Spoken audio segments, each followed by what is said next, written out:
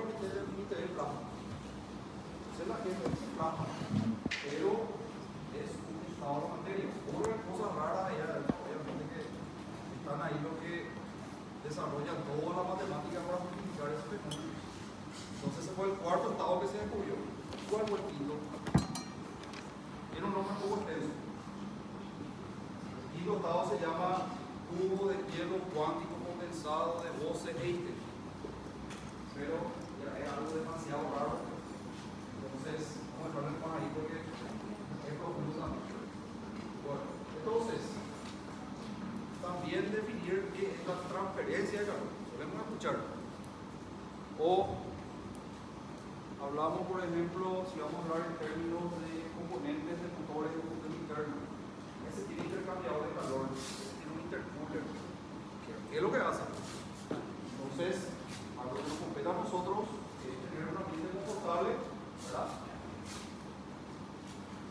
La transferencia de calor siempre va a estar direccionada a que un cuerpo que tiene mayor temperatura en comparación a otro va a compartirle, va a entregarle su temperatura al que está a menor temperatura. Es un juego de palabras un poco repetitivo, pero realmente es lo que está pasando, ¿verdad? Y si nosotros interpretamos bien eso, ¿verdad? Entonces, como dice ahí, los problemas técnicos podemos entender. Entonces, como dije hace un ratito, ustedes van a trabajar en obras, proyectos, van a construir residencias para familias. Muchas veces el propietario de la instalación, el cliente principal, no le llama al técnico de campo que hizo el montaje. Le llama al arquitecto o arquitecta residente, le llama al ingeniero residente, y le dice, enfría mi aire, botea mi aire, consume mucha energía, hace mucho ruido. Entonces, eventualmente uno, si tiene los conceptos, ¿verdad?, ya podría darle un diagnóstico rápido, ¿cierto? Ustedes no van a meter mano, bueno, de vez en cuando hay que ensuciarse un poquitito, pero por lo menos ya para darle, como dije, un diagnóstico aproximado al cliente de ustedes si es que se reporta un problema. Bueno, entonces, ¿qué es lo que es el calor? Repaso de lo que nos enseñaron en materias anteriores, en módulos de física. Dice que el calor es aquello que siente un frío ante una temperatura elevada. Entonces, si decimos tengo calor, estoy todo sudado, estoy pegajoso, me siento incómodo, es porque la temperatura de nuestro cuerpo, la superficie corporal, usando otra terminología, está elevada. De forma rápida, como una definición. Si le vamos a dar una definición más específica, podemos considerar lo que está en el segundo párrafo ahora. Entendemos el calor como la energía que traspasa de un sistema a otro, lo que ya les anticipé en cuanto a la transferencia, vinculada al movimiento de moléculas, átomos y otras partículas.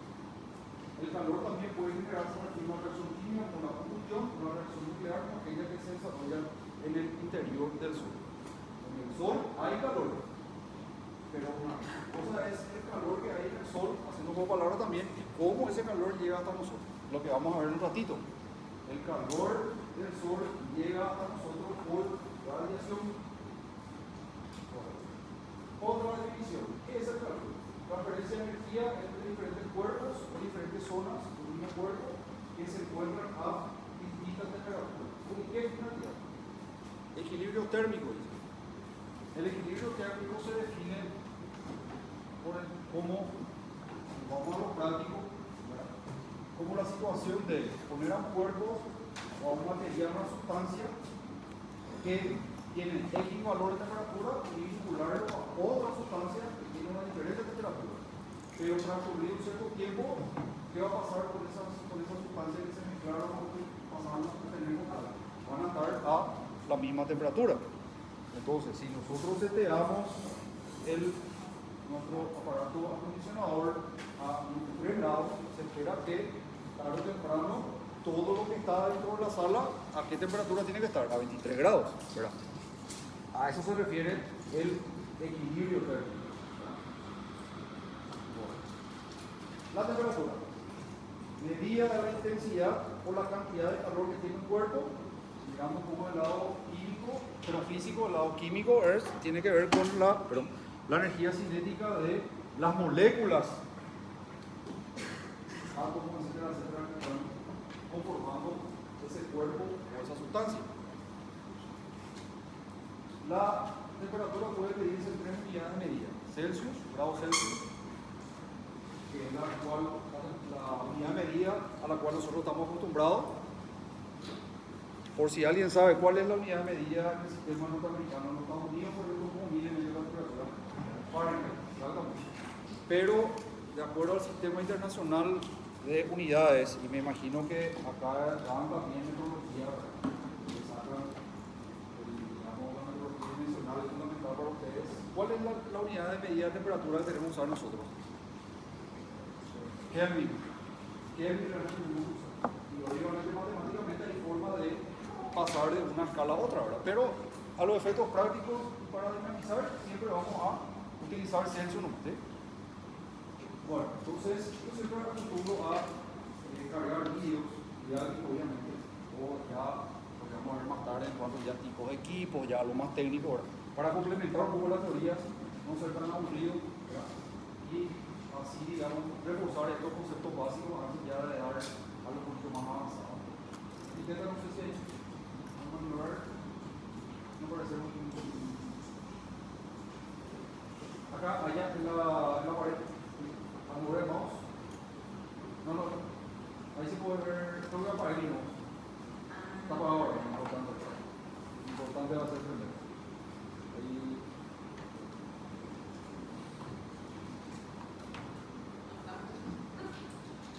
¿Sí? Ahí.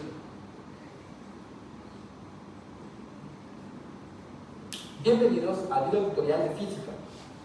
En este video presentaremos los conceptos de calor y temperatura. Para ejemplificar esto, vamos a colocar algún ejemplo claro de la vida cotidiana. Por ejemplo, si tenemos una taza de café o de una bebida caliente, al introducir la cuchara de metal y dejarla un rato dentro de la taza con bebida caliente, sucederá lo siguiente. La energía calorífica pasa hacia la cuchara.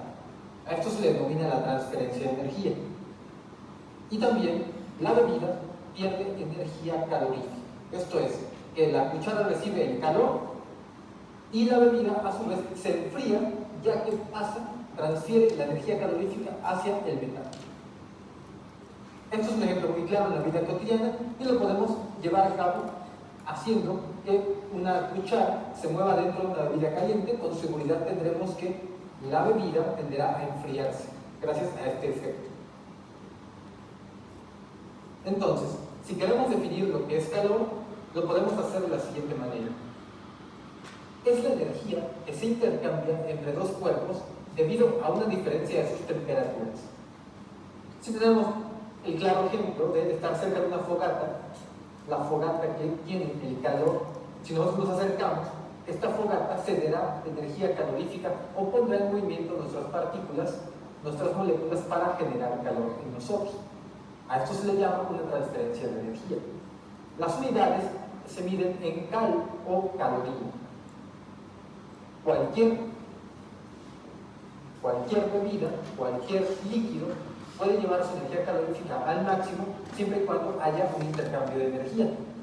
Entonces, si nosotros queremos que la bebida se caliente, lo que provocaremos internamente será un aumento en su movimiento de moléculas. Ahora, ¿qué es temperatura? El concepto de temperatura es el siguiente. Un cuerpo tiene temperatura elevada o caliente cuanto mayor movimiento tienen sus moléculas. Y este cuerpo tenderá a temperatura baja cuando las moléculas tienen poco movimiento. De tal manera que si integra calor un cuerpo es porque su energía tiene mucha actividad. En caso de que está frío, significa que el cuerpo no tiene tanta actividad.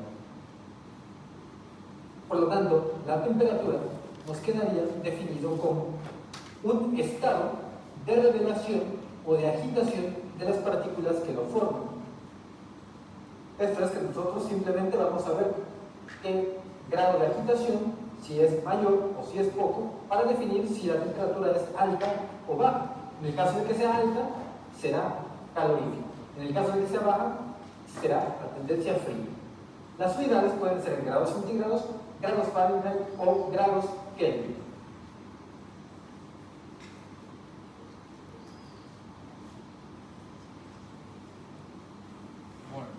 en otro video. Entonces, para consolidar calor, nivel de situación en cuanto a mayor o menor temperatura que tiene un cuerpo, una sustancia, un área o una superficie. Y la temperatura, la medida de la agitación de las moléculas y átomos de ese cuerpo o esa sustancia. ¿Verdad? Entonces,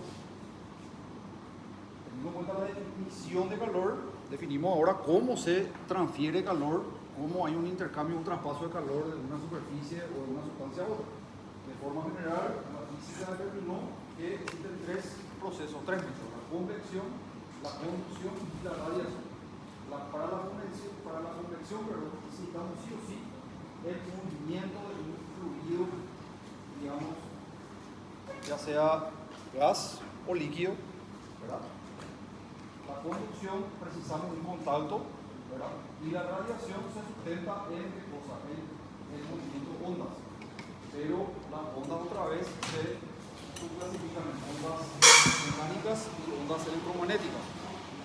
El Sol genera calor en su interior, genera alto calor, el calor llega hasta nosotros por ondas electromagnéticas. Muy importante también tener. Entonces, si le vamos a dar una definición un poco más específica, para la conducción, forma más común de transferir calor y se produce cuando entran en contacto cuerpos o sustancias con diferentes temperaturas. Entonces, vamos a explicar, vamos a reforzar, ponemos la siguiente sobre la hornalla, sobre la placa de inducción, sobre lo que fuera, ¿verdad? Entonces, hay un contacto íntimo ahí entre esos dos cuerpos. Entonces, ¿cuál está a mayor temperatura? La hornalla, la llama, que es una cocina a gas, o la superficie ahí de la placa de inducción, ¿verdad? Entonces, ¿qué ocurre? Eso permite también que la temperatura de la paila, la olla, la taza, la carne, lo que fuera, suba. Entonces ahí hubo una transferencia de calor por conducción. La convección se realiza mediante movimientos de masa o fluido, o flujo, perdón, de un fluido. Por ejemplo, el agua hirviendo o el aire caliente que asciende en la atmósfera formando los huracanes. Entonces, vamos a ver algo más práctico. Vamos a suponer que salimos y tenemos una clase de operación física ahí en una paloneta. Venimos acá. Obviamente la temperatura de nuestro cuerpo está elevada, pero tenemos calor. ¿Qué hacemos? Venimos y nos paramos frente a la rejilla del acondicionador. Entonces, ¿qué está saliendo la rejilla del acondicionador? Está saliendo un flujo de fluido. El aire también es un fluido, ¿verdad? Entonces, ahí, ¿cómo es el intercambio de calor? ¿Cuál está más caliente en cuanto a temperatura? La superficie de nuestro cuerpo. Entonces, la superficie de nuestro cuerpo entrega su calor a quién? Al flujo de aire que sale a temperatura de dónde? De la rejilla. Eso es convección. Y la radiación, no hay contacto, sino que se siente a una temperatura mayor porque el calor llegó a nuestro cuerpo y salimos fuera de la intemperie por radiación electromagnética. Entonces, el principio de transferencia de calor que se aplica en todo lo que es refrigeración, acondicionamiento, térmico y demás es la convección. Entonces, eso es fundamental, digamos, entender. Bueno, esta es la materia. ¿Qué es la materia? La forma que puede adoptar todo cuerpo o sustancia y que uno y dos que va a ocupar el lugar en el espacio. De forma general, sólido, líquido y gaseoso. Pero la materia puede migrar de un estado a otro. Entonces, tenemos un cuerpo sólido y queremos pasarlo a líquido. Entonces, tenemos la situación de la fusión. Si tenemos algo fusionado, queremos que pase a ser vapor o a gas, evaporación, lo contrario sería condensación, y de líquido a sólido, solidificación. Entonces, condensación, cambio de estado de vapor a líquido. Evaporación, el cambio de estado de líquido a vapor. ¿Por qué insistimos con estas dos formas de cambio de estado en un proceso? Porque dentro de los sistemas de refrigeración, adelantando un poquito la teoría, el famoso refrigerante o gas, siempre a veces se dice que falta gas, le falta gas al aire acondicionado de mi auto. Entonces, el nombre técnico correcto es elemento refrigerante. Solo que por momentos, ¿cómo está? Está en estado de vapor, pasa a líquido, o al revés, de líquido pasa a vapor. Él constantemente va migrando de una forma a otra, ¿verdad? Mediante dispositivos que vamos a ver, conocer a grandes rasgos en un ratito. Eso es otro vicio.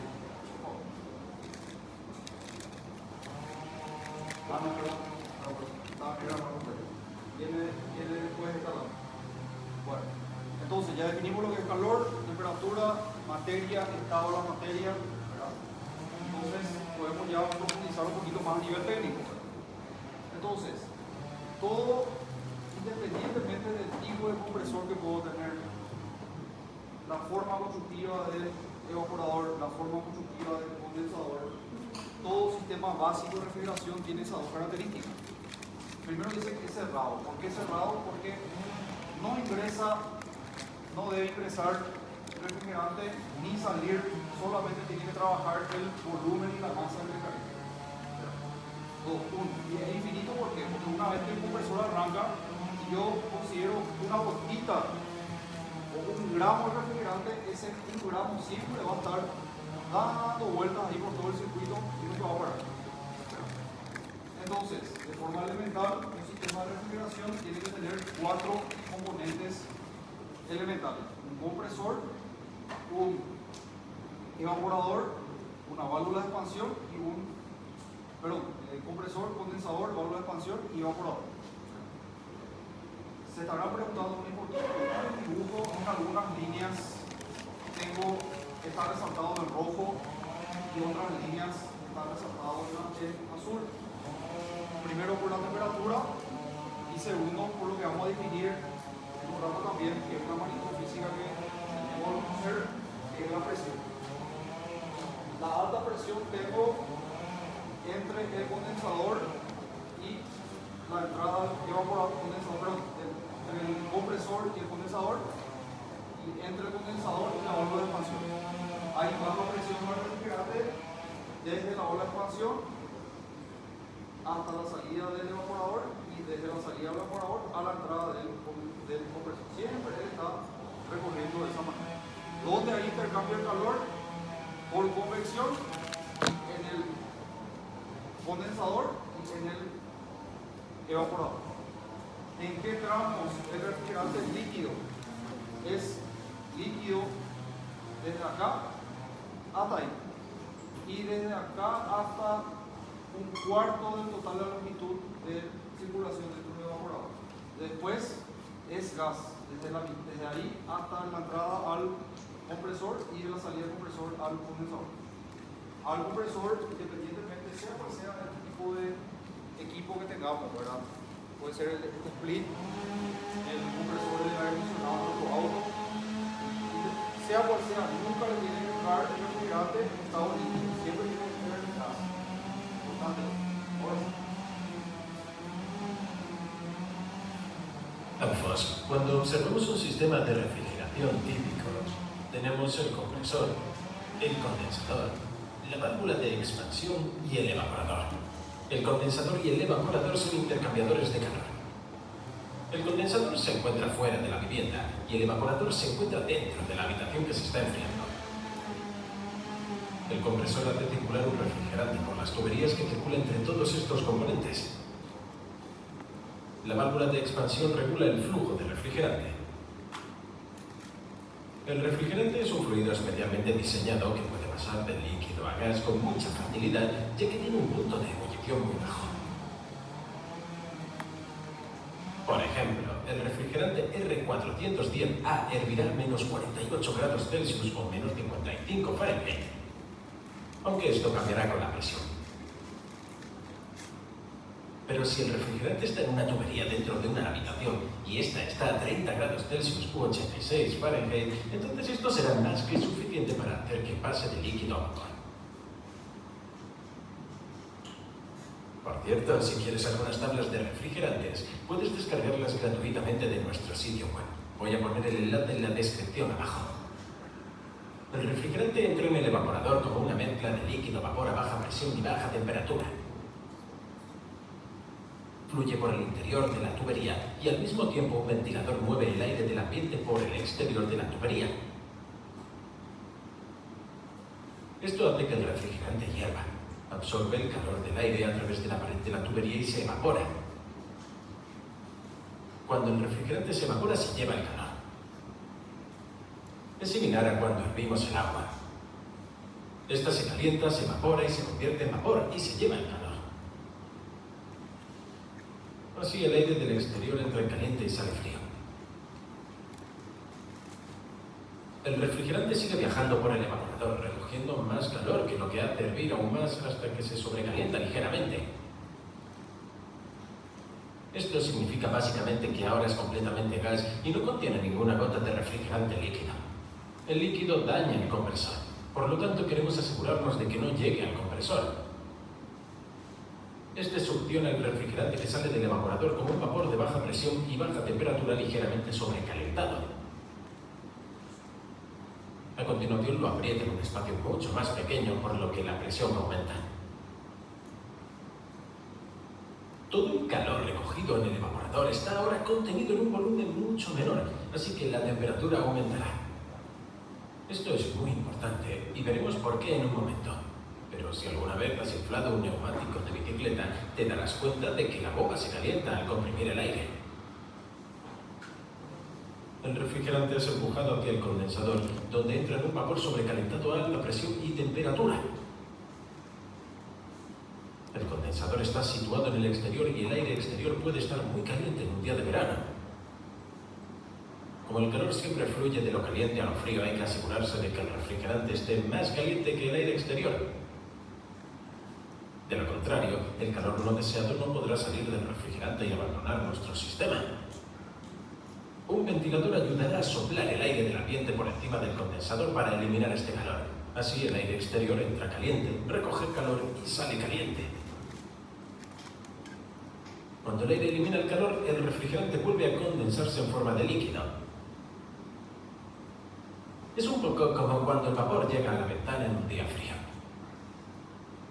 La ventana está fría, por lo que condensa el vapor y lo convierte en líquido, y entonces este empieza a bajar por la ventana. Por lo tanto, el refrigerante entra como un líquido saturado a alta presión y temperatura mediana y se dirige a la válvula de expansión. Esta debe regular la cantidad de refrigerante que entra en el evaporador para controlar el sobrecalentamiento. Si deja pasar demasiado refrigerante, puede inundar el evaporador. El refrigerante no se evapora y el líquido llega al compresor y posiblemente lo destruye. Pero si deja pasar muy poco refrigerante, el sistema no proporcionará suficiente refrigeración, por lo que funcionará de forma ineficiente. La válvula de expansión regula el refrigerante dejándolo pasar solo por un pequeño orificio. Esto crea una gran diferencia de presión a través de la válvula. En un lado está el líquido a alta presión y en el otro está casi vacío. El pequeño orificio hace que casi se pulverice en el evaporador como una mezcla parte líquida, parte vapor. El refrigerante se expandirá para intentar llenar el espacio vacío del otro lado y esto hará que baje la presión y la temperatura. Es como rociar un desodorante o pintura de aerosol. Fluye a través de un pequeño orificio haciendo que se expanda como una mezcla parte vapor y líquido y entonces podemos sentir que la lata se enfría. El método original para controlar esto era el uso de un dispositivo de orificio fijo que todavía se puede encontrar en la parte trasera de los refrigeradores. El orificio dentro de este dispositivo era de un tamaño fijo, así que todo el sistema simplemente se encendería y apagaría para satisfacer la demanda de refrigeración. Funciona, pero no podemos mantener un control estable de la temperatura porque el sistema simplemente se enciende y se apaga. La siguiente modificación fue la válvula de expansión termostática. Todavía se utiliza mucho hoy en día y detecta el sobrecalentamiento en la salida a través de un bulbo que se llena con otro refrigerante. Este otro se expande para abrir la válvula cuando el sobrecalentamiento es demasiado alto y se condensa para cerrar la válvula cuando el sobrecalentamiento es demasiado bajo. Este tipo de válvula debe ser calculada y ajustada manualmente por un técnico.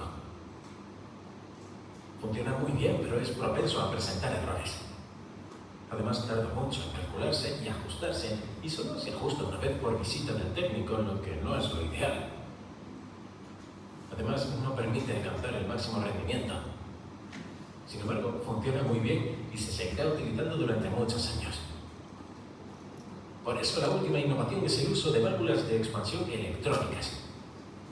Está patrocinado. Entonces, algunos comentarios. Lo que ya habíamos planteado como definición básica de un circuito de redundancia básico de refrigeración. Entonces, en el compresor puede o no puede entrar el líquido. Inclusive el refrigerante tiene que estar gaseoso. 1. 2. El compresor, para darle movimiento a todo el refrigerante para que se pase por todo el circuito, siempre tiene un sistema mecánico. Ahí sería un pistoncito que estaba funcionando, comprimiendo. O sea que no es que nuestro equipo de split o el sistema chiller que podemos tener en un edificio, en un, lo que sea, ¿verdad? Tiene una bomba otra vez que hace circular, ¿qué cosa? Refrigerante. La circulación refrigerante es gracias al compresor. 2. 3. Y si nos centramos en este dibujito, por lo general, los equipos antiguos que eran de ventana, que tenían todos sus componentes dentro de una misma carcasa, eran mucho más eficientes que inclusive los equipos ahora. ¿Por qué? Porque los equipos ahora tenemos toda una red de tuberías que está circulando o digamos que permite el paseo por el ser del refrigerante. Entonces eso implica también pérdida de presión y otras cuestiones que le hacen perder eficiencia a ¿qué cosa? A esa capacidad de refrigeración que vamos a definir en un ratito, ¿verdad? También tenían componentes eléctricos más rudimentarios, más sencillos. Hoy en día todos estos equipos tienen mucha electrónica también. Entonces, ¿qué pasa? Esos componentes electrónicos son sensibles a ¿qué cosa? A los pestañeos, cortes repentinos de energía, aumento de tensión, bajada de tensión. Entonces, bueno, ahí ya se quema la placa, ya no vuelve a responder, ya no responde el cambio de temperatura, ya no quiere arrancar el compresor, arranca la turbinita que mueve el aire dentro de la sala, pero ya no arranca el compresor, una serie de problemas, ¿verdad? Por todos los componentes electrónicos más complejos actuales en comparación a lo que teníamos antes. Y para cerrar este comentario en relación al ciclo elemental, entonces, dentro del evaporador, el refrigerante hierve. ¿Por qué? Lo que hace el evaporador es succionar su turbina aire caliente. Ese aire caliente toca las serpentinas o los cañitos del evaporador. Como el aire está caliente, el gas o el refrigerante adentro, ¿qué ocurría? Hierve. Por eso es que ya sale vapor y va al compresor. Entonces, ese aire caliente absorbe la temperatura fría de quién? De los cañitos, ¿verdad? De la serpentina. Por eso es que sentimos frío. Y ahí como fue el intercambio de calor entre la corriente de aire de la turbinita y la serpentina, por conducción, por contacto. Nosotros nos enfriamos por convección, pero adentro es por conducción. Bueno. Entonces, repasemos de nuevo, pero ya con valores puntuales o de ejemplo en cuanto a la temperatura. Siempre, para el caso de los equipos split, ¿verdad? Que tienen un uso más domiciliario que industrial o de gran mejora, siempre el evaporador es lo que está dentro. Lo que está afuera es el condensador. Y dentro del condensador, la unidad o el dispositivo compresor también. Una sola carga. Entonces, ¿qué tienen en común tanto el evaporador como el condensador? Que tienen ventiladores adentro, ¿verdad? Para hacer circular ¿qué cosa? El aire, ¿verdad? El flujo, generar flujo de aire. Entonces, si antes de que la turbinita haga ingresar aire justamente dentro de la carcasa del evaporador, el aire estaba por ejemplo a 28 grados. puede estar saliendo a 15. ¿Por qué? Porque este dibujito acá, este caminito acá, serpenteante, está referenciando ¿qué cosa? La serpentina. Entonces, ¿qué mencionó el muchacho en el video anterior? Que aquí es una mezcla de líquido con vapor, pero que todavía está relativamente frío. Acá se enfría un poco hasta acá, pero una vez que ingresa acá adentro, porque este aire caliente está tocando la superficie externa de la serpentina, que hacía un evaporador, que empieza a abrir, ¿verdad? Entonces, a la salida, sí o sí tiene que estar en régimen gaseoso, en vapor, para que ese vapor entre a donde al compresor. Se eleve su presión, salga gaseoso pero a alta presión, vaya hasta el condensador, ocurre lo mismo. En el condensador, el que se enfría, el que entrega su temperatura, es el refrigerante al medio interno. Por eso es que si salimos afuera y nos ponemos cerca, nos paramos cerca del condensador, sentimos justamente alta temperatura. Porque el que se está refrigerando, está enfriando ahí, es el refrigerante, ¿vale? Entonces, sale un poco más frío, sale líquido, pero sale a alta presión. La presión lo que no cambia, baja un poco, pero es despreciable prácticamente esa variación. ¿Verdad? Entonces, como ya hablamos, ciclo cerrado e infinito, siempre ahí dando vueltas. Bueno, y algo muy importante que ustedes deben de manejar, ¿verdad? El concepto de BTU. Muchas veces también escuchamos BTU. ¿Qué es lo que es BTU? BTU viene de tres palabras en inglés denominadas British Thermal Unit, unidad térmica británica. Entonces, cuando tenemos un equipo que nos venden con la característica técnica de que su capacidad de refrigeración es de 11.000 BTU, 18.000 BTU. Esa es qué tan capaz es el equipo de lograr el confort dentro del volumen donde está montado, ¿verdad? Y también en lo que es dimensionamiento, algo más específico, de instalaciones de equipos grandes, sistemas grandes de refrigeración, se usa también lo que se denomina TR, que significa una tonelada de refrigeración. Entonces, a nivel comercial, también hay veces que van a escuchar, o ustedes mismos ya con la práctica van a pedir, bueno, dimensioname un equipo de tantos TR. Entonces, hay una conversión entre la tonelada de refrigeración y el BTU, el día por hora, se me olvidó. Entonces, un TR equivale a 12.000 BTU hora o igual a 3,15 kilos. Entonces, tenemos acá nuestro speed, vamos a considerar uno solo,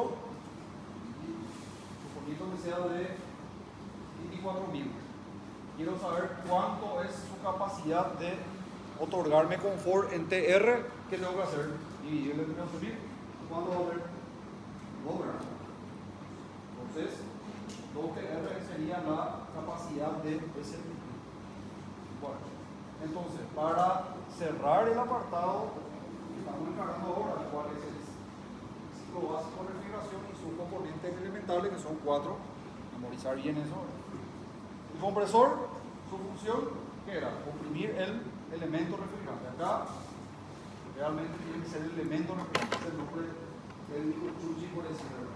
Pero muchas veces en campo ahí cuando estamos trabajando en obra decimos gas nomás ya, ¿verdad? Pero realmente, ¿por qué también empezó el muchacho su video hace rato? Porque sí o sí hay un cambio de estado constante para el refrigerante. Gas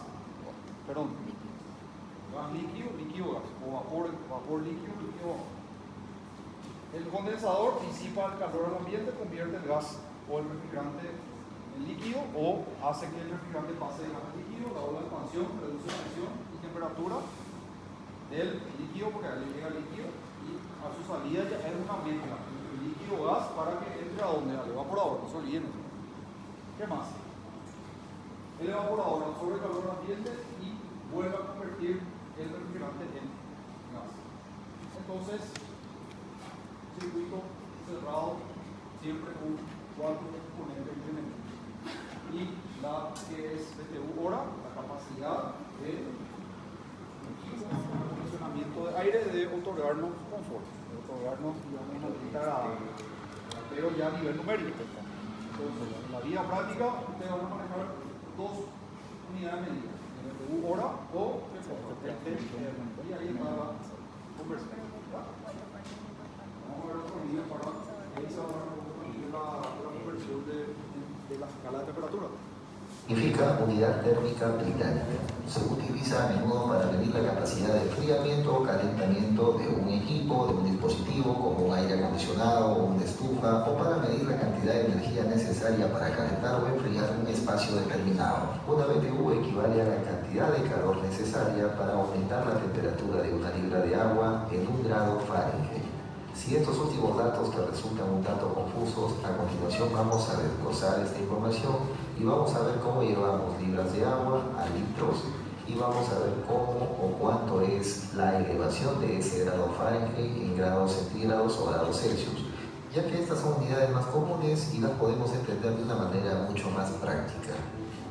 Una libra de agua equivale a 0.45 litros, esto es menos de medio litro, y estamos hablando exclusivamente del agua, ya que estos valores o esta conversión puede variar si es que nos referimos a otros líquidos, porque también puede variar la densidad de dichos líquidos. Hasta aquí ya podemos interpretar la primera parte del concepto de BTU, o sea, la cantidad de agua a la cual se le necesita elevar su temperatura en 1 grado Fahrenheit. A continuación veamos entonces cómo convertimos grados Fahrenheit a grados Celsius o grados centígrados. Para pasar de grados Fahrenheit a centígrados nos basamos en la siguiente fórmula, una fórmula muy sencilla que dice que grados centígrados es igual a grados Fahrenheit menos 32, esto entre paréntesis, multiplicado por 5 novenos. Para hacer un problema práctico vamos al siguiente enunciado, nos dice que si tenemos una libra de agua a 50 grados Fahrenheit, debemos averiguar cuánto es su equivalencia en grados Celsius o grados centígrados. Para esto sencillamente vamos a despejar la fórmula donde dice grados Fahrenheit, vamos a colocar 50 y hacemos sencillamente esa pequeña operación matemática y esto nos genera un resultado de 10 grados centígrados. Esto quiere decir que 50 grados Fahrenheit es equivalente a 10 grados centígrados. Tomando como referencia el mismo enunciado que nos dice que el agua está a 50 grados Fahrenheit, entonces necesitamos llevarlo a 51 grados Fahrenheit para establecer el valor exacto en grados centígrados de cuánto es ese intervalo, o sea, ese grado Fahrenheit de diferencia a cuánto equivale en valores de grados Celsius o grados centígrados. Para esto lo único que vamos a hacer es reemplazar en la fórmula 51 grados Fahrenheit. Y como puedes observar, el resultado es 0.56 grados Celsius o centígrados. Dicho esto, entonces vamos a interpretar el concepto de BTU expresado en litros y grados Celsius. BTU es la cantidad de energía que se necesita para calentar 0.45 litros de agua en 0.56 grados Celsius, o sea, la mitad de 1 grado. Como puedes observar, a partir de aquí puedes adaptar una mejor idea a la hora de hacer un cálculo térmico aplicado al calentamiento del agua de manera directa, pero sin embargo también tenemos equipos de climatización como equipos de aire acondicionado, los cuales se seleccionan con esta unidad térmica. Te invito a dejarnos un comentario si te gustaría que sigamos profundizando este tema y si estás empezando en este... BTUs. Bueno, entonces ahí también se vio cómo pasar de grados Celsius a grados Fahrenheit. Hacemos ya un poquito más técnico y hacer la clasificación de sistemas de funcionamiento térmico. Por lo general, en la vida práctica vamos a encontrar dos tipos. Sistema de expansión directa, ¿verdad? ¿Cuál es su particularidad? El refrigerante se evapora directamente en el evaporador que enfría el aire que vamos a sentir nosotros ya dentro de la sala, ¿verdad? Entonces, ¿qué tipo vamos a tener? Tipo split o las unidades de ventana, ¿verdad? Los equipos antiguos. Los sistemas de expansión indirecta funcionan. Dice, un fluido intermedio, aire o agua, se enfría mediante el refrigerante. Hay un intercambio de calor entre, puede ser aire o agua y el refrigerante, y luego se usa para climatizar. Vamos a ver después. Tipo, dice, refrigerador por aire, denominado torre de enfriamiento o también fan coil. o puede ser refrigerado por agua, el famoso chiller o con bombas de recirculación. Entonces vamos a dimensionar de forma específica un sistema con chiller o motor de enfriamiento, es algo mucho más amplio, mucho más técnico, conforme les dije al comienzo, ¿verdad? Así siempre en los grandes proyectos entra luego un profesional o una empresa específicamente que va a hacer ese dimensionamiento.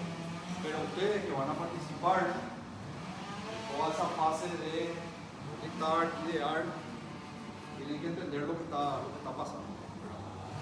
Bueno. Split, ¿qué es lo que significa? Separado.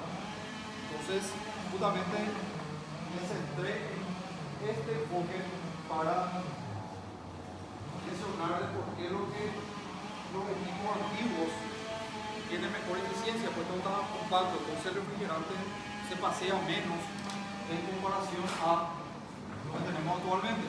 Las pérdidas vienen de por ahí, ¿verdad? Y no se olviden, todos estos equipos, ya sea de ventana, split o a veces así, todos tipo grandes, tipo cajas verticales, se denominan de expansión directa. La indirecta, sistema chiller. Entonces, tenemos nosotros un dispositivo mecánico que hace circular el refrigerante, eso no cambia. Pero el refrigerante otra vez tiene un intercambio de calor en un primer dispositivo y en un segundo dispositivo. Entonces, en el ciclo o en el circuito del refrigerante vamos a seguir teniendo lo mismo que vimos antes. Este va a cumplir el concepto básico. Acá va a entrar gas a baja presión, acá va a salir gas a alta presión, acá va a salir líquido a alta presión, acá va a bajar la presión y va a haber un intercambio de calor, un cambio de estado para que el refrigerante pase de gas 100% a una mezcla gas líquido. Esto nunca va a terminar, ¿verdad? Pero, ¿qué ocurre?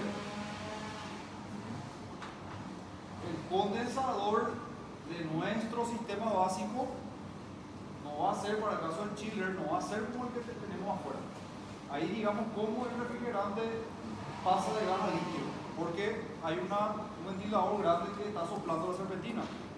Acá no. Es un ventilador grande, pero ese ventilador grande es el que básicamente está succionando aire. ¿De dónde? De lo que viene adentro. Y enfría el refrigerante al hacer intercambio de calor ahí con su serpentina. Y acá el intercambio de calor es porque tengo yo otro sistema que está haciendo circular agua a esta zona para que el refrigerante se enfríe. Entonces, ¿qué es lo que tiene en común este con el sistema básico? Acá hay intercambio de calor, hay. Acá hay también. Pero la forma constructiva de los elementos es diferente. ¿Verdad? Es distinta. Y necesito yo otros dispositivos además del compresor. ¿Qué necesito? Necesito bomba que me haga circular el agua. Entonces,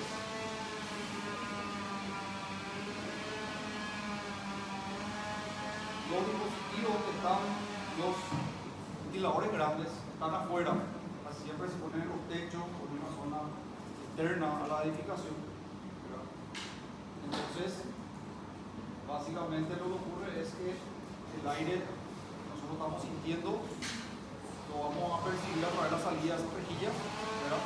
Y a través de otro dispositivo mecánico van a generar esos corrientes de aire. Y obviamente todo lo externo afuera, entre la bomba, los compresores. Bueno, a diferencia de los equipos de split, ¿verdad? Que son más sencillos, ¿verdad? Los sistemas, estamos viendo ahora, las bicicletas chiller tienen, digamos, características específicas que requieren, como dice ahí, algunos detalles adicionales a nivel técnico. Primero dice, requerimientos especiales. Es fundamental disponer un espacio físico adecuado para la instalación de los equipos.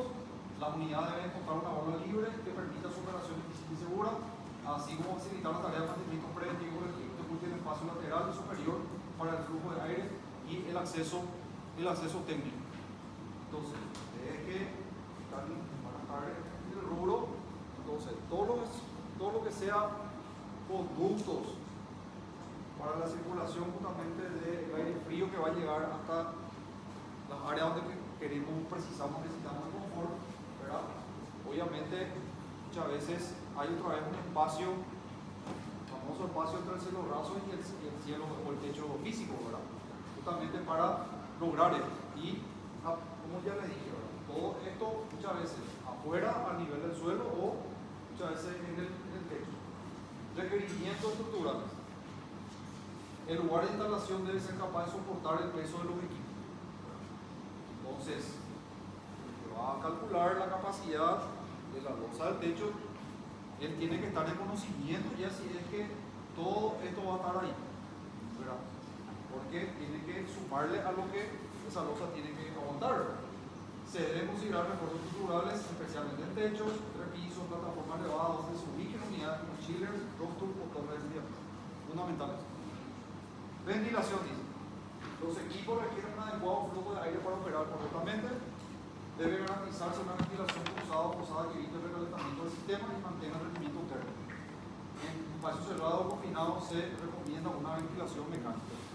Por haber motivo, a lo mejor no podemos poner todo esto en el techo o en la azotea. Tiene que estar otra vez en una sala cerrada. Entonces, obviamente que dentro del proyecto, ¿qué se tiene que considerar? Un precio o un monto o una plata disponible para montar otra vez todo un sistema de circulación de aire o ventilación forzada o mecánica, como dice ahí, para poder, digamos, garantizar esto de a la redundancia del refrigerado. ¿Qué más? Iluminación, dice, una iluminación adecuada, la instalación es clave para facilitar inspecciones, mantenimiento y trabajo de reparación, debe cumplir con la normativa de seguridad y ser suficiente para visualizar claramente el comienzo. Muchas veces, si todos estos equipos están en la azotea, por ejemplo, hay veces que miramos así de noche, vemos la parte de arriba de una edificación, un edificio, sea cual sea su aplicación, y vemos todo oscuro, ¿verdad? Y si dentro de ese edificio, en un hospital, ¿verdad?, que la actividad es 24/7, entonces, además de estar todo eso ahí arriba, digamos que la parte eléctrica o el estamento eléctrico tiene que prever lo que es iluminación y obviamente dotar de la capacidad energética adecuada para esa parte. Después dice, debes cumplir con la normativa de seguridad y ser suficiente para visualizar claramente componentes y conexiones.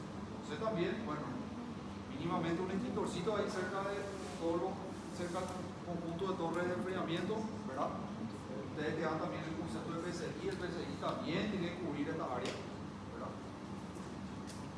Entonces, parece fácil, pero siempre hay detalles que se pueden escapar y es ahí donde emerge la capacidad de ustedes profesionales del rubro, del área. 5 dice drenajes. Los sistemas de climatización generan condensación, por lo que se debe prever la instalación de desagüe apropiado, con pendiente suficiente, 1% de acceso para limpieza, evitando filtración y acumulación de agua que pueda afectar la estructura o otro equipo. Alimentación eléctrica. Se debe contar una línea eléctrica dedicada con capacidad suficiente para el consumo del equipo, protecciones térmicas diferencial y conexión a tierra. Además, debe prever su sistema de corte de emergencia etiquetado según norma eléctrica vigente. Peso del equipo. El peso debe ser considerado en el código estructural del lugar de instalación, porque ya habíamos adelantado. Equipo como chiller o sistema BRB puede empezar desde varias centenas hasta toneladas, ¿verdad?, requiriendo soporte adecuado al mecanismo de mensaje durante la instalación. Entonces, de forma general, ya les dije, ustedes muchas veces van a recibir nomás ya lo que la empresa especializada determinó, pero cuáles serían, digamos, los parámetros iniciales que van a tener en cuenta para comenzar su cálculo fino. costo inicial versus costo de operación, ¿verdad? Eso va a consumir energía eléctrica, ¿verdad? Por todos los artefactos que va a tener, ¿verdad? Accesibilidad para mantenimiento. Yo no puedo dejar mi conjunto de compresores, torres, bombas dentro de una sala 100% cerrada, ¿verdad? Por lo menos una puertita chiquitita le tengo que poner, o una ventanita o algo para que eventualmente, si haya necesidad, se puede empezar ahí para inspeccionar, controlar presión, cantidad de refrigerante del sistema, volumen del agua, medir el consumo en amperaje del motor eléctrico, nivel de ruido, sobre todo porque genera ruido eso, ¿verdad? Entonces, la eficiencia energética, ¿verdad? Obviamente que las empresas especializadas hoy en día manejan o conocen dispositivos que permiten que el consumo sea lo más eficiente posible por la redundancia y el área climatizada. Entonces, todos esos parámetros son, digamos, de los que se agarran, por decir, los especialistas que dimensionan el tipo de equipo y entregan a ustedes para que después continúen con el mensaje hasta que la edificación o el proyecto esté terminado. Entonces, para complementar un poco, vamos a ver otro video, ¿verdad? Donde se va a explicar por ahí, o sea, se va a darle un poco de animación ahí a la circulación del refrigerante, la circulación del agua, ¿verdad? Y acá es algo combinado. El refrigerante, que es un elemento físico-químico muy particular, vamos a hablar un ratito también de los refrigerantes que se usan actualmente, pero requiere ¿qué cosa? La asistencia de agua y refrigeración.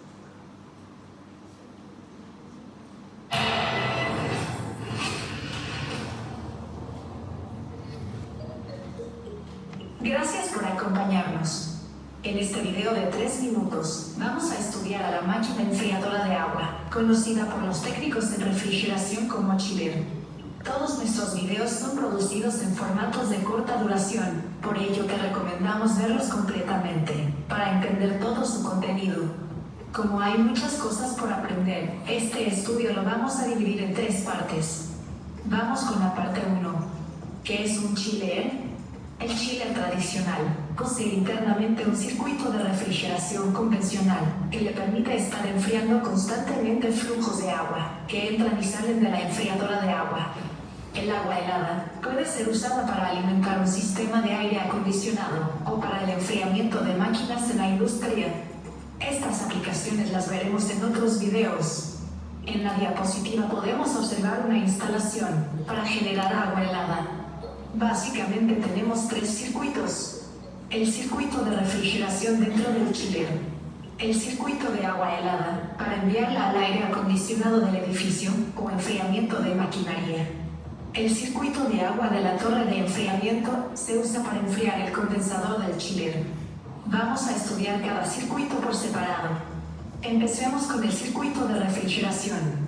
Este circuito está formado por los componentes básicos: un evaporador, el compresor, un condensador y la válvula de expansión. Claro que todos estos componentes están unidos a través de tuberías. En este momento tenemos que entender que estamos en presencia de 2 fluidos que nunca se mezclan, están cada uno dentro de sus tuberías, muy cerca uno del otro en el evaporador del chiller. El evaporador siempre está frío, porque el compresor succiona refrigerante. Como se encuentra succionando, la presión baja considerablemente, lo que origina que la temperatura también descienda. Como el agua pasa muy cerca del evaporador, logra enfriarse y convertirse en la famosa agua helada. El compresor lleva el refrigerante del circuito de refrigeración al condensador del chiller. Como el refrigerante ha quitado el calor del agua, tiene mucha energía. Esta energía debe ser entregada al exterior, por ello el condensador es enfriado por agua del medio ambiente. El refrigerante sale muy fresco del condensador y sale en estado líquido. Para volver a bajar la presión, el refrigerante pasa por la válvula de expansión, donde recupera la presión baja. De esta manera se repite el ciclo. En el próximo video hablaremos concretamente del circuito de agua helada. Suscríbete a nuestro nuevo canal. Videos de ingeniería.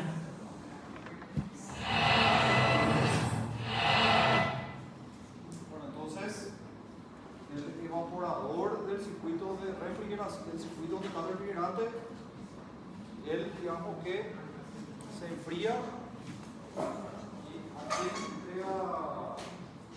¿quién le enfría? En este caso al agua, que llega otra vez a la torre de enfriamiento, y de la torre de enfriamiento es donde sale todo el caudal que llega hasta las áreas o hasta los recintos que hay que refrigerar, ¿verdad? Y el refrigerante, digamos, se enfría un poco y cambia de estado en el condensador gracias al agua que viene de dónde, de la otra torre, por ejemplo. Entonces, mínimo precisamos 3 bombas de agua y el cuarto dispositivo mecánico que va a ser el compresor del sistema básico de refrigeración. Eso sí va a tener otro sistema. Bueno, algo importante que tiene que conocer, ¿verdad? El cálculo de la carga térmica, ¿verdad? Entonces, eso justamente es para poder dimensionar bien, de manera aproximada, ¿verdad?, la capacidad que tiene que tener el equipo que vamos a mandar montar. La forma general, desde hora para un cierto recinto. Entonces, área, no volumen, área, que ustedes pueden determinar, sacar, tiene que estar en metros cuadrados y eso hay que multiplicar por cuánto, por 600. Entonces dice, donde 600 BTU hora es un valor promedio usado para estimaciones rápidas en ambientes de carga térmica normal, ¿verdad? Entonces, por ejemplo, 15 metros cuadrados por 600, 9000 BTU hora ya podría otorgar un nivel de confort interesante. 12 metros cuadrados, 7200 BTU hora, 10 metros cuadrados por salón de clase, 6000 BTU hora. Obviamente que muchas veces el valor que me sale del cálculo no va a ser el valor o la capacidad que comercialmente voy a encontrar. ¿Qué se hace? Se elige el inmediato superior. O sea, si en plaza se consigue a partir de 9000 y a mí me sale 8500, 8600, y bueno, elijo a partir de 9000. Puedo poner uno de menor capacidad, pero voy a lograr el confort esperado para esa área y para el tipo de actividad que se va a realizar aquí. ¿Está? Bueno, entonces, nuevamente repasamos, entrando ya a la parte final. Expansión directa, split no se olvide, significa separado. ¿Verdad? Y a nivel comercial y técnico, casi siempre se separan otra vez o se clasifican en 3 tipos las unidades evaporadoras. Tienen que conocer. Que parece una caja grande que está colgada a veces por el techo o digamos que emerge del cielo raso, se denomina unidad evaporadora tipo cassette.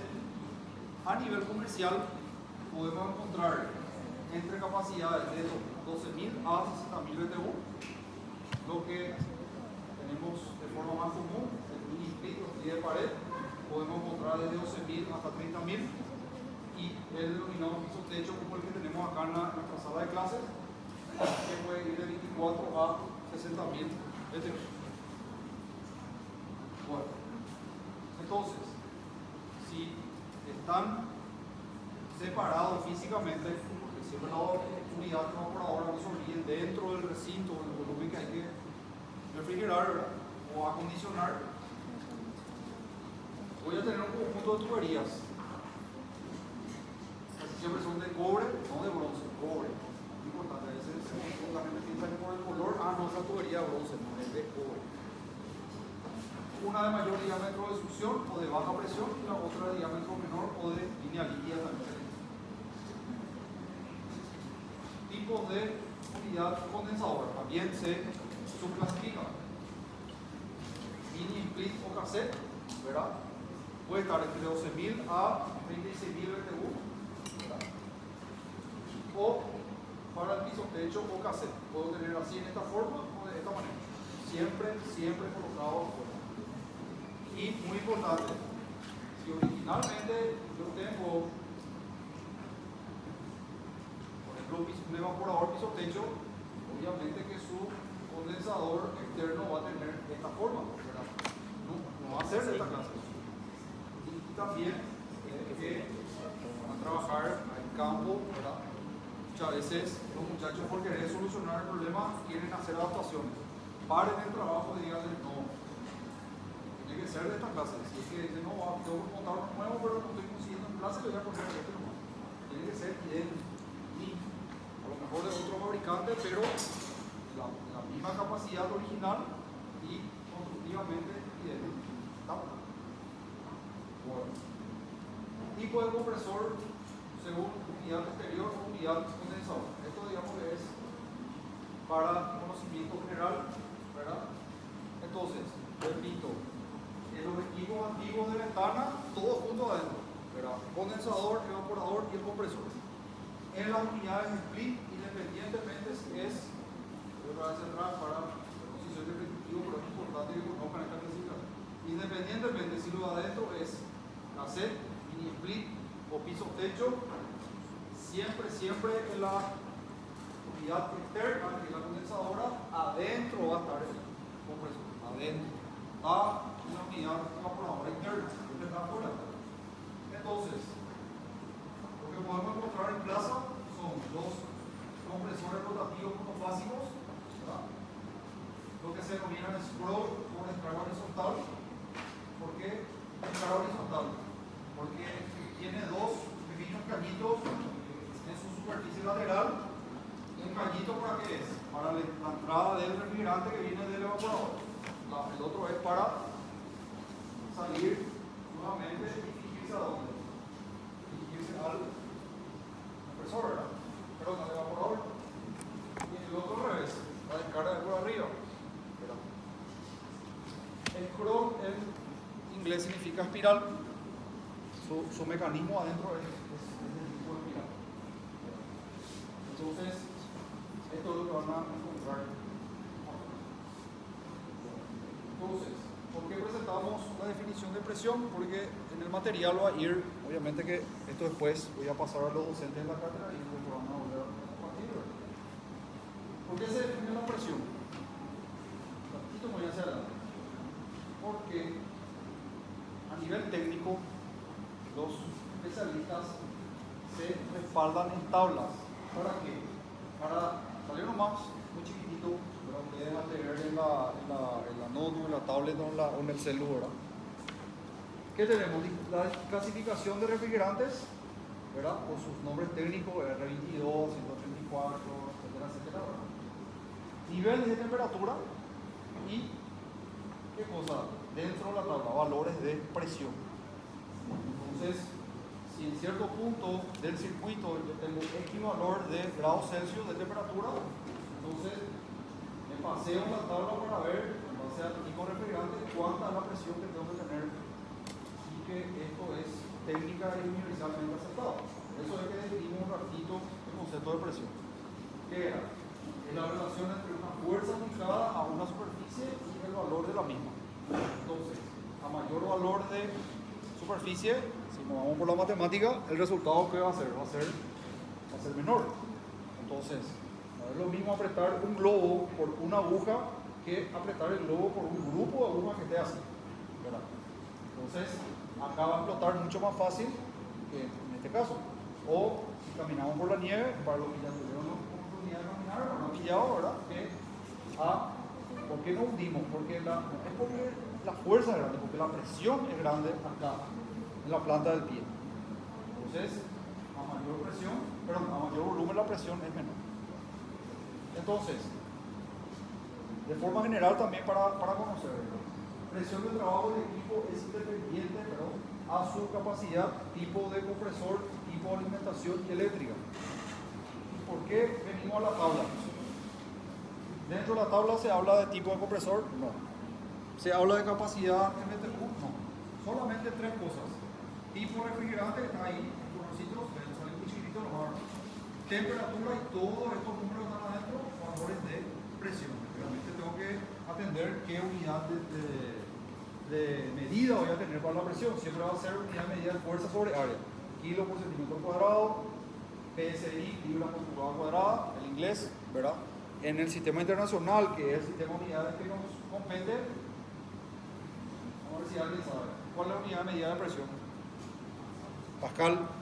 Nosotros usamos pascales realmente, pero a nivel de campo, casi siempre las unidades son PSI, kilo por centímetro cuadrado, ¿verdad? O bar o atmósfera. Obviamente que hoy en día con el celular es rápido hacer la conversión, ¿verdad? Pero eso es ¿Qué más? La presión medida no es otra cosa que la tubería del gas dentro de la temperatura del gas dentro de la tubería. O sea, ahí esa relación. Y algunos detallecitos, digamos, ya en lo que es montaje, ¿verdad? O sea, obviamente ustedes no van a hacer, pero no van a hacer lo que van a meter mano. Pero ustedes van a hacer lo que van a estar controlando, supervisando, fiscalizando, aprobando, etcétera, etcétera. Sea cual sea el tipo de proyecto, obra o trabajo que estén encarando, ¿verdad? Muchas veces en campo la gente dice, no, pero este va a hacer una casita para tal cosa nomás. No, todos los trabajos tienen que ser encarados con nivel de seriedad, para el drenaje, los evaporadores deben estar bien nivelados. Orientación correcta de la placa de instalación, por la placa, después dice no fluya el agua mediante la elevación, no coloque una manguera dentro del agua, nunca dentro del agua. Interconexión de tubería refrigerante, evitar estrangulamientos, ¿verdad? Que no esté, digamos, muy curvado, porque si no el refrigerante ya le va a tocar pasearse, ¿verdad? Uso dice, podemos tener un resorte, flexor y dobladora de tubo si es necesario. Eso ya son, digamos, un resorte flexor, parece un acordeón que utilizan los que montan, ¿verdad? Para darle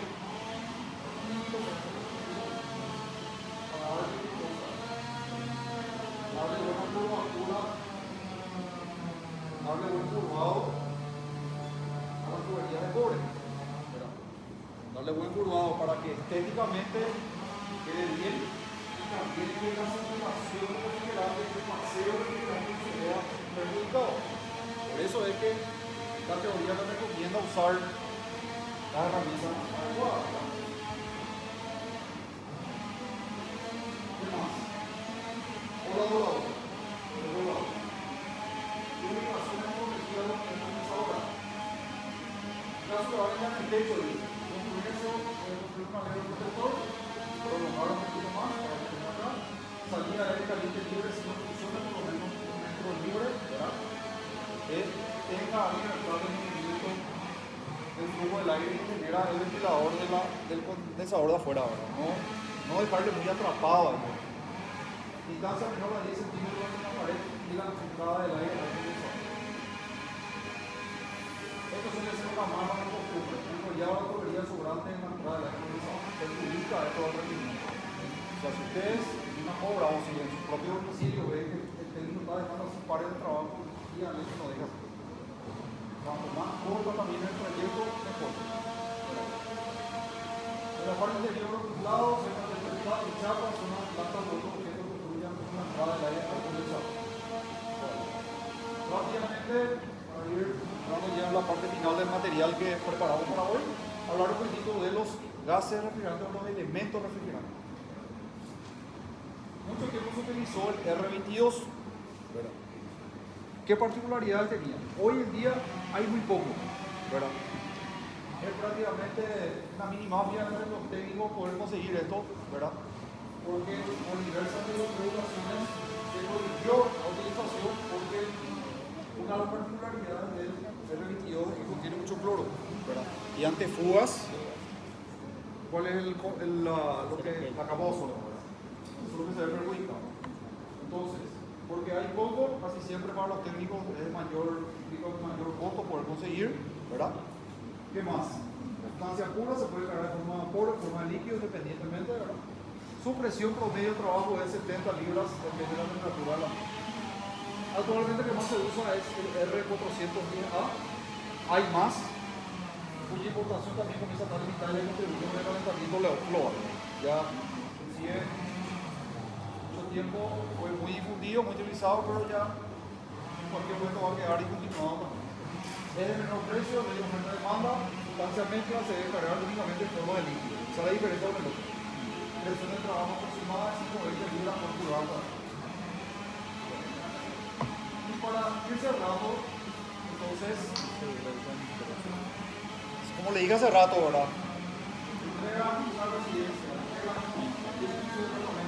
en algún punto alguien se queja, no enfría bien, no siento un buen caudal de aire, se le llaman a su tercero de refrigeración. Entonces, para prueba que la persona va a hacer o el técnico va a hacer para ver, como dice la teoría, si ese equipo va teniendo un funcionamiento adecuado. Entonces dice, poniéndole sea un split de este tipo, controlar la diferencia de temperatura entre la entrada del aire y la parte de arriba, y también.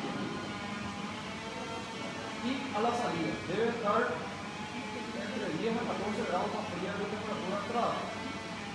Entonces, por ejemplo, saco, si arriba tengo 28 grados, acá tengo que tener, acá dice que por ejemplo, el técnico captó o midió 15 grados Celsius, obviamente. Hay una diferencia de 13 grados Celsius. Entonces, entre ese rango, si está esa diferencia, perfecto. Ya es una señal de que el equipo está respondiendo. No vamos afuera. Controlar la diferencia de temperatura entre la entrada de aire y la salida. La temperatura de la salida es entre 8 a 13 grados más caliente. Bien que acá el refrigerante entrega su temperatura, hay un intercambio de calor, y que por eso es que si comparamos acá, sentimos un flujo de aire con temperatura elevada. Entonces, acá, por ejemplo, se midió 31 grados Celsius. En la salida se midió 41. Entonces, 10 grados de diferencia. Perfecto, el evaporador está respondiendo bien. Y obviamente también tenemos que fijarnos en la placa o en la tablita que viene pegada por la carcasa de la unidad condensadora. Sobre todo ahí, por ejemplo, aquí está el amperaje, el consumo de corriente que va a tener el compresor. Entonces, si el técnico de refrigeración también es bueno para la parte de controles eléctricos, él con su instrumento, con su multímetro, tiene que tener la capacidad de poder medir el consumo cuando mujeres está utilizando el compresor para funcionar. Para referenciar el consumo eléctrico, secciones también importante conocer, repito, lo van a hacer ustedes, pero es fundamental porque la capacidad ya es la potencia eléctrica que el equipo requiere, el consumo del compresor, y esto que es el tamaño del conductor que va a energizar aquí al compresor. Entonces, si tengo un split de 12.000 BTU, su consumo promedio va a ser 6 amperes. Mínimamente, si es más ancho no hay problema, ¿verdad? Pero más fino que eso no puede ser 2 por 2 cuadrado. Misma situación para el 18.000, si por ejemplo de 24 es más grande, conforme ustedes ven, va subiendo el amperaje. Mayor capacidad de refrigeración es proporcional también. Aumenta la consumo. ¿Cómo poner aire acondicionado? 16 grados van a enfriar más rápido. La mala costumbre muchas veces, ¿verdad? Si nosotros ponemos, y eso directamente repercute al consumo de energía, lo que hacemos al poner muy bajo, al setear muy baja la temperatura, es hacer que el compresor trabaje más tiempo. Por eso es que tiene un consumo energético elevado. Entonces, en días de mucho calor, para que rápidamente todo el recinto adquiera una sensación de confort, podemos poner lo más bajo que queramos, ¿verdad? Pero no por mucho tiempo. Se recomienda siempre setear entre 22 y 23 grados. Entonces ahí, mediante su electrónica, en una momento va a parar el compresor de afuera, lo que para. Este no para, él sigue soplando. Cuando la temperatura interna vuelve a subir, ahí se envía un voltaje a una orden, una señal al compresor para que arranque otra vez. Y ahí volvemos a sentir la temperatura fría. Eso es lo que pasa. Bueno. Para la meditativa, nuestra marcha del equipo de acondicionador de aire con aire refrigerante en función de temperatura interior, ¿verdad? ¿Verdad? Pero, digamos, tenemos en esta columna temperatura de entrada del aire compresor y las presiones que tenemos que tener en las misma cosa para el hombre. Entonces, como le dije al comienzo de la clase, la idea es que esto lo manejen como concepto general. No van a ser ustedes lo que van a apuntar. El dimensionamiento más específico van a tercerizar, pero tiene que saber qué es lo que está encarando el tercerizado.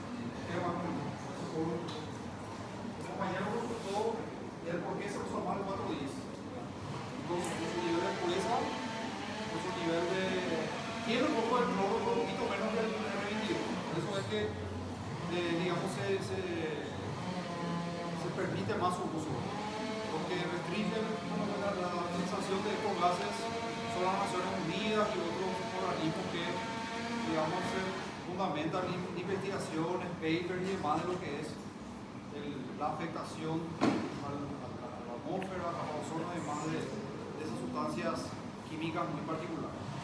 ¿Ah? Sí.